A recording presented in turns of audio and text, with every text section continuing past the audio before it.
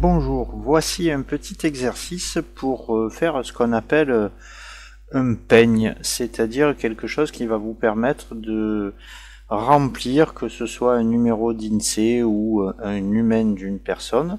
Donc pour faire ça, on va créer un petit tableau de 2 colonnes sur 13 lignes. Donc on va faire insertion, tableau. Donc insérer un tableau, donc nombre de colonnes 13, nombre de lignes 2. Voilà, donc une fois qu'on a fait ça, on va sélectionner la totalité du tableau et dans l'onglet disposition, on va dire qu'on veut des hauteurs de lignes de 0,5 dans un premier temps, ici. Voilà. Et on va déterminer une largeur de colonne de 0,6 cm.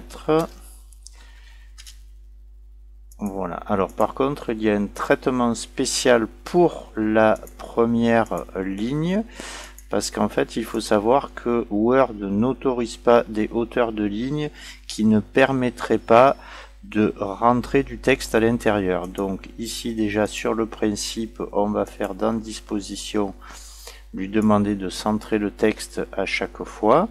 Et pour la première ligne, alors là, il va falloir aller faire un clic droit, dire propriétés du tableau, aller sur l'onglet ligne, et ici, si on veut mettre le 0,2, dire dans la hauteur de ligne fixe, c'est-à-dire que là, on va pouvoir diminuer à 0,2. Donc si vous vous posez la question du pourquoi faire une petite ligne, c'est juste pour avoir de chaque côté de ce peigne, ici à gauche et ici à droite, un petit bout supplémentaire.